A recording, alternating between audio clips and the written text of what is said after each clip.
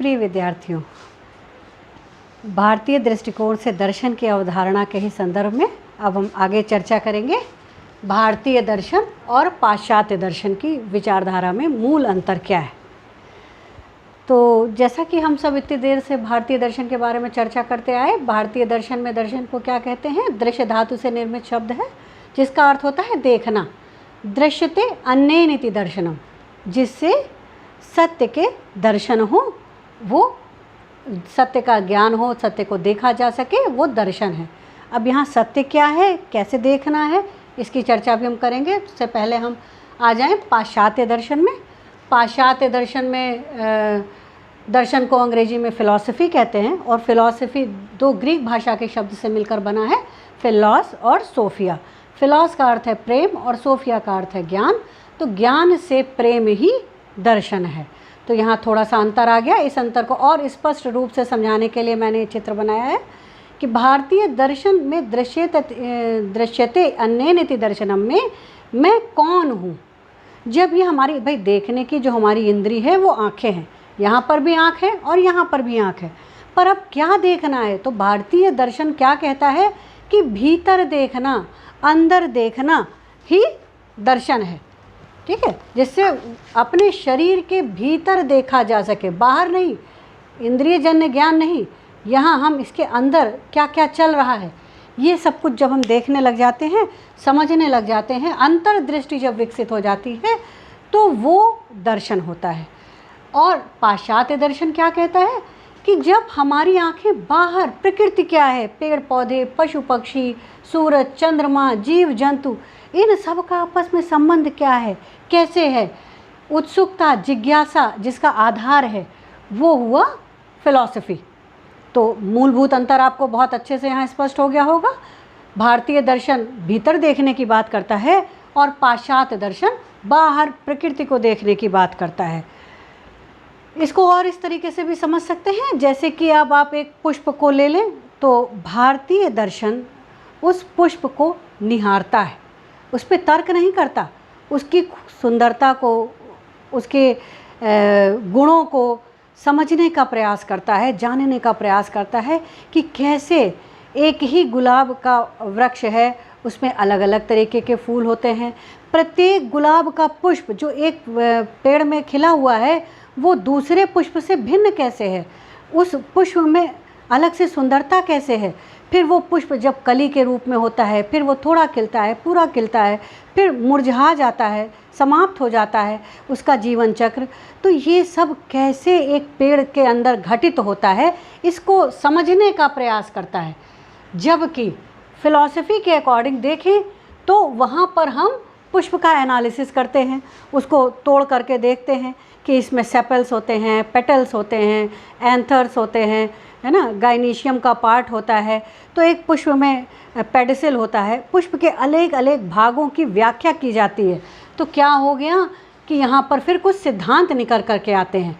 और पाश्चात्य दर्शन जो है वो उसकी आधारशिला वैज्ञानिक है, भौतिकवादी है, जबकि भारतीय दर्शन आध्यात्मिक है। आध्यात्मिकता की बात करें तो पिछले वीडियो में भी मैंने बात की थी कि भारतीय दर्शन मानता है बाहर जलता भीतर जलता, बाहर भीतर पानी, फूटा कुंभ जल जल ही समाया, ये तथ्य कहते हैं ज्ञानी।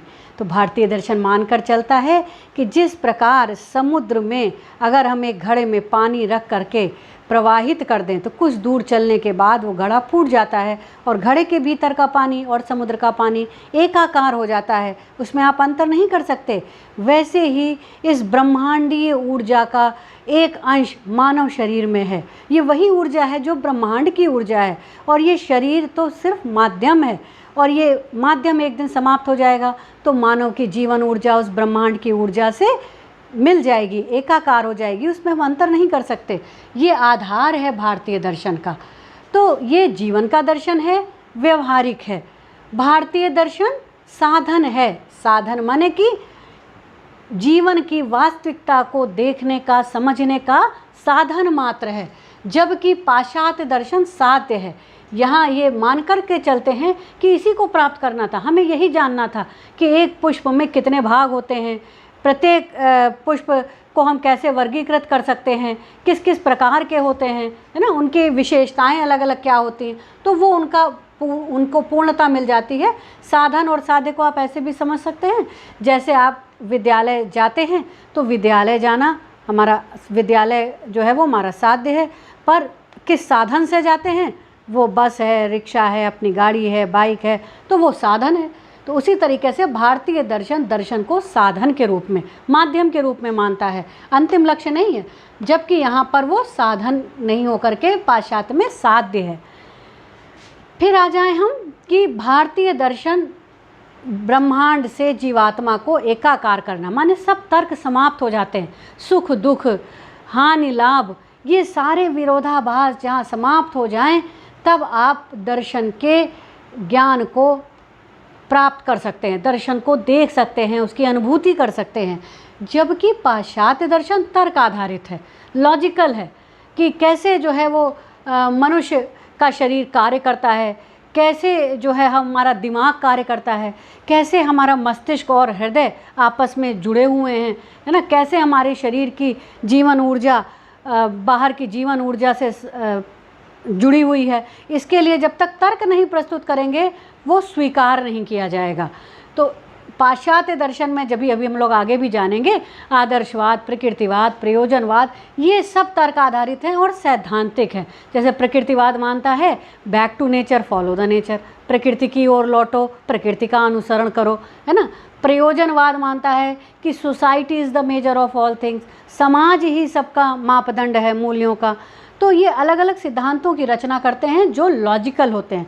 जबकि भारतीय दर्शन में जब तर्क समाप्त हो जाए तो ही दर्शन की अंतर्दृष्टि विकसित होती है।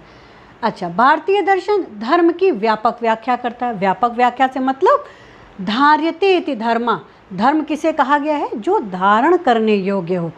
धारण करने योग्य क्या है, वही धृति, क्षमा, दमो अस्तेयम, शौचम, इंद्रिय निग्रह, धी विद्या, सत्यम, अक्रोधो, दशकम धर्म लक्षणों। धर्म के 10 लक्षण बताए गए, माने मानव धर्म के। जैसे और सरल भाषा में आपको बताएं तो जैसे अग्नि का धर्म है जला देना, वायु का धर्म है शीतलता प्रदान करना, प्रवाह देना, जल भी शीतलता प्रदान करता है। तो ये प्रत्येक वस्तु का अपना धर्म होता है, ऐसे ही मानव जीवन का भी धर्म है। ठीक है, क्षमा करना, क्रोध न करना, दया करना, निंदा न करना, चोरी न करना, जो 10 धर्म के 10 लक्षण बताए गए वो मानव जीवन का धर्म है। यहाँ धर्म से दर्शन को जोड़ करके देखा गया है, जबकि यहाँ धर्म और दर्शन में अंतर है, धर्म की उपेक्षा की गई है पाश्चात्य दर्शन में। तो भारतीय दर्शन संश्लेषणात्मक है, जोड़कर चलता है।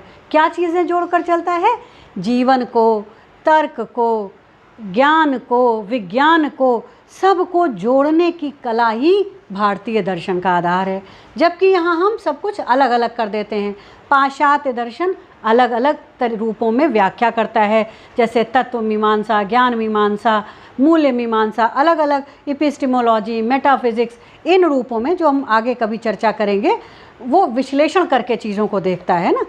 फिर भारतीय दर्शन का में जीवन के लक्ष्य, अंतिम लक्ष्य मोक्ष माना गया है, मुक्ति माना गया है, कि मानव अपने वास्तविक स्वरूप को समझ करके इस जीवन मरण के चक्र से मुक्त हो जाए। अर्थात भारतीय दर्शन परलोक की अवधारणा में भी विश्वास करता है, जबकि पाश्चात्य दर्शन में ऐसी किसी भी अवधारणा को मान्यता नहीं प्राप्त हुई है। धन्यवाद।